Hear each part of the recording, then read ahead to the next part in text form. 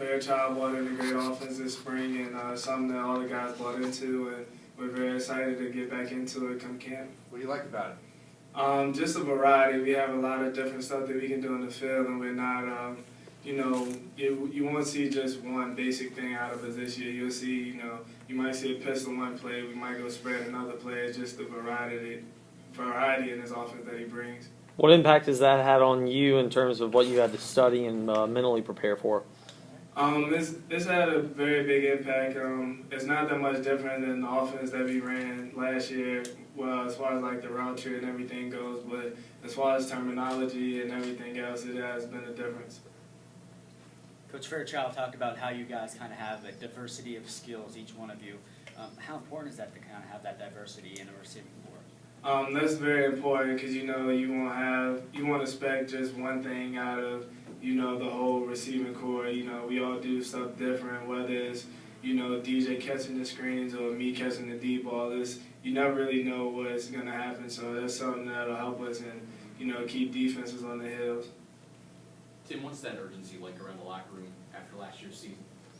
It's very urgent. A lot of guys. We have 6 seniors, and we want to win now, and that's just something that we have to instill in the younger guys and bring them along and get them to buy in. And just last week we had a conversation in the locker room talking about the bowl game, and that's something that we all want to get back to. We want to bring back the winning after the down season that we had last year.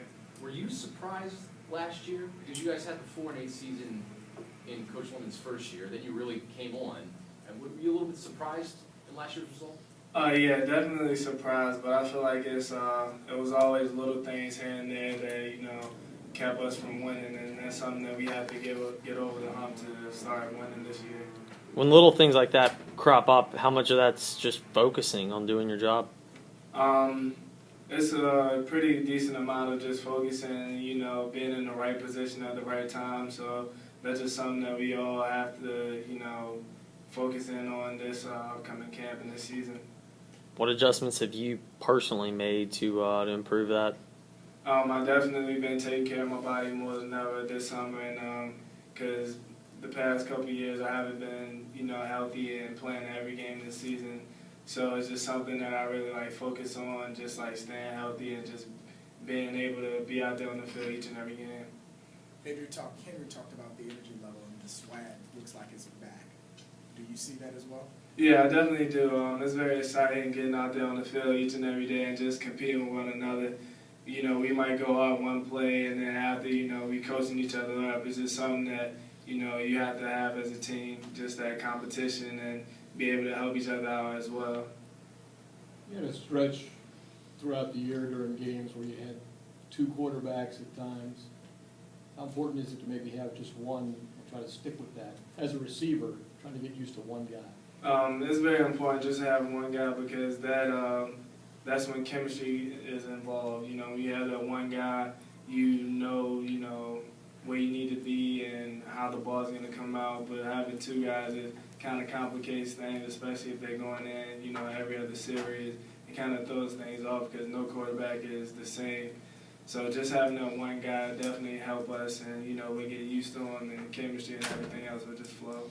What advantage? David Watford. David's a great guy. He's very mature. The last year he redshirted, he went about it in a very mature way that I can't say a lot of guys would have went about it. And he's definitely gotten better and just matured a lot. Is he ready to be the starter? Oh yeah, he definitely is.